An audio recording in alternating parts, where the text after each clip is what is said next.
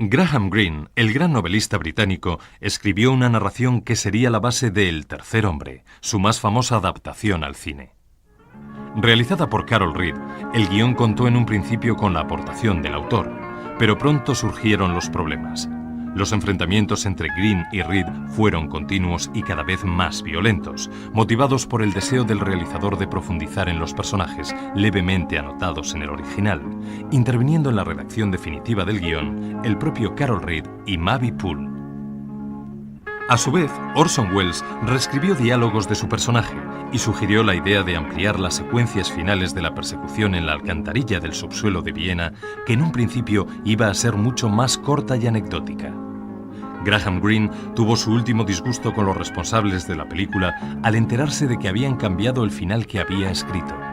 Anna no se reunía con su enamorado Holly, sino que pasaba lentamente a su lado en la escena final, una de las secuencias más largas, patéticas y memorables de la historia del cine.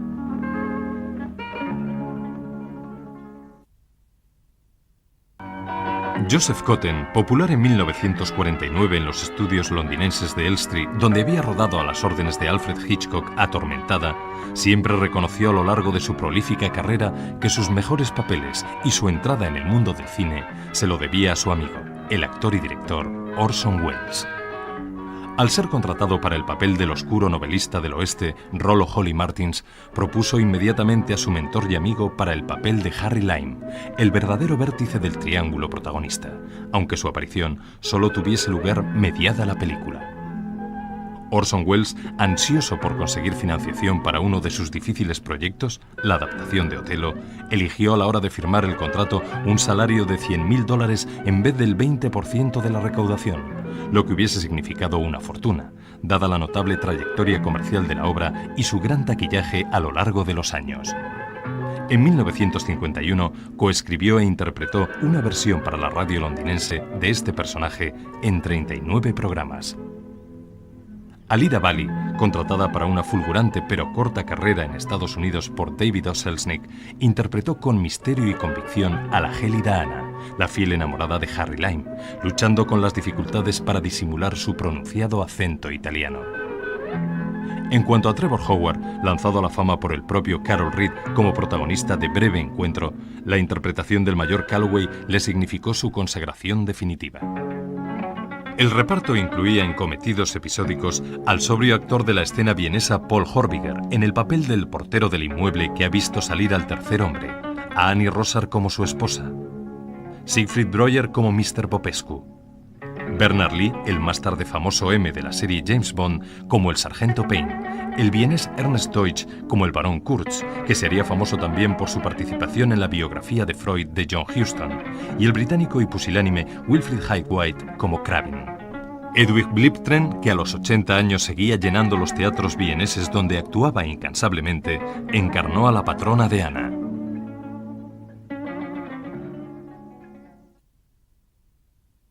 Carol Reed recibió con agrado la orden de su productor y amigo Alexander Korda de colaborar en la creación de los interiores en los estudios Shepperton con su hermano Vincent, de acreditada fama como director artístico de sus películas.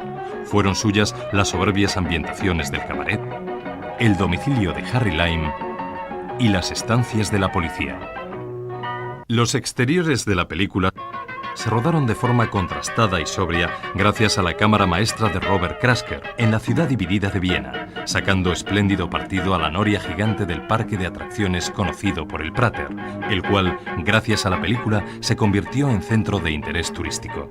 No menos fama tuvieron sus alcantarillas, donde transcurre la persecución final.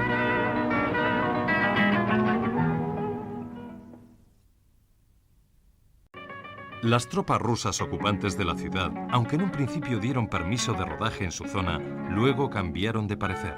Interrumpieron el rodaje en la estación, cuyas últimas tomas fueron realizadas subrepticiamente con la ayuda de Guy Hamilton, primer ayudante de dirección, quien distrajo a las autoridades allí presentes durante aquel delicado momento. Una frase escrita por Orson Welles y en boca de Harry Lime, el personaje negativo pero fascinante de la película, se haría famosa formando parte del rico anecdotario de la historia del cine.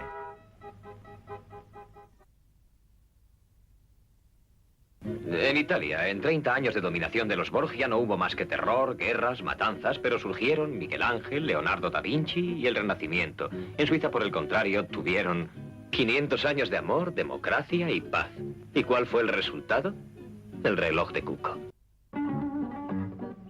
El tema de Harry Lime, creado e interpretado con su cítara por el compositor Antón Caras, así como la banda sonora que él mismo compuso, fueron uno de los grandes éxitos de la película. Y fueron también una tumba remunerada pero peligrosa para el compositor, que vivió desde entonces a la sombra de su éxito, trabajando ante un público de salas de fiestas que le pedía una y otra vez que tomase la cítara y tocase ante ellos la famosa y pegadiza melodía.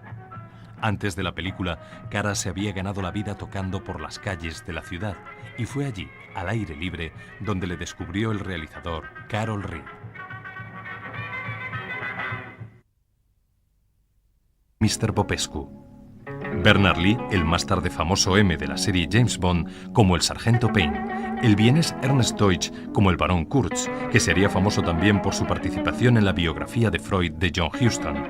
Y el británico y pusilánime Wilfrid Hyde-White como Craven. Hedwig Bliebtren, que a los 80 años seguía llenando los teatros vieneses donde actuaba incansablemente, encarnó a la patrona de Ana.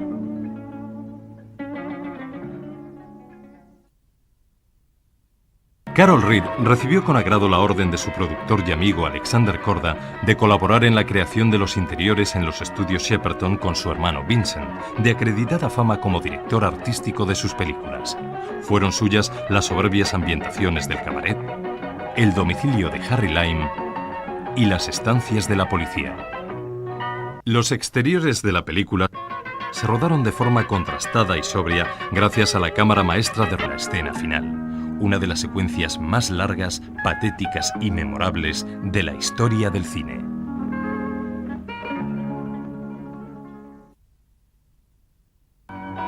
Joseph Cotten, popular en 1949 en los estudios londinenses de Elstree, donde había rodado a las órdenes de Alfred Hitchcock Atormentada, siempre reconoció a lo largo de su prolífica carrera que sus mejores papeles y su entrada en el mundo del cine se lo debía a su amigo, el actor y director Orson Welles. Al ser contratado para el papel del oscuro novelista del oeste, Rollo Holly Martins, propuso inmediatamente a su mentor y amigo para el papel de Harry Lime, el verdadero vértice del triángulo protagonista, aunque su aparición solo tuviese lugar mediada la película.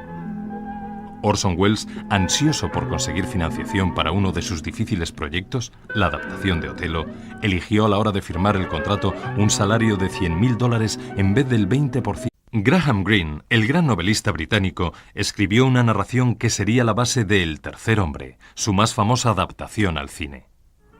Realizada por Carol Reed, el guión contó en un principio con la aportación del autor, pero pronto surgieron los problemas.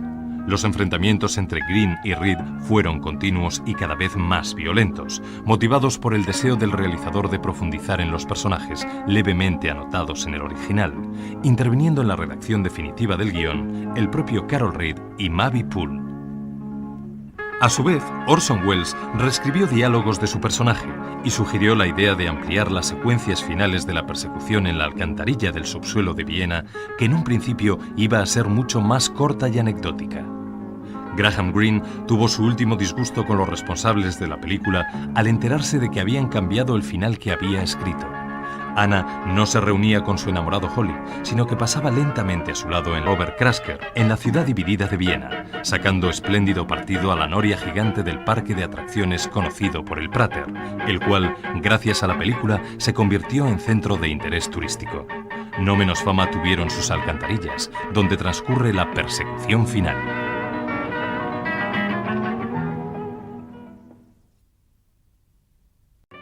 Las tropas rusas ocupantes de la ciudad, aunque en un principio dieron permiso de rodaje en su zona, luego cambiaron de parecer. Interrumpieron el rodaje en la estación, cuyas últimas tomas fueron realizadas subrepticiamente con la ayuda de Guy Hamilton, primer ayudante de dirección, quien distrajo a las autoridades allí presentes durante aquel delicado momento. Una frase escrita por Orson Welles y en boca de Harry Lime, el personaje negativo pero fascinante de la película, se haría famosa formando parte del rico anecdotario de la historia del cine. de la recaudación, lo que hubiese significado una fortuna, dada la notable trayectoria comercial de la obra y su gran taquillaje a lo largo de los años. En 1951 coescribió e interpretó una versión para la radio londinense de este personaje en 39 programas. Alida Valli, contratada para una fulgurante pero corta carrera en Estados Unidos por David O. Selznick, interpretó con misterio y convicción a la gélida Anna, la fiel enamorada de Harry Lime, luchando con las dificultades para disimular su pronunciado acento italiano. En cuanto a Trevor Howard, lanzado a la fama por el propio Carol Reed como protagonista de Breve Encuentro, la interpretación del mayor Calloway le significó su consagración definitiva. El reparto incluía en cometidos episódicos al sobrio actor de la escena vienesa Paul Horbiger en el papel del portero del inmueble que ha visto salir al tercer hombre, a Annie Rosar como su esposa, Siegfried Breuer como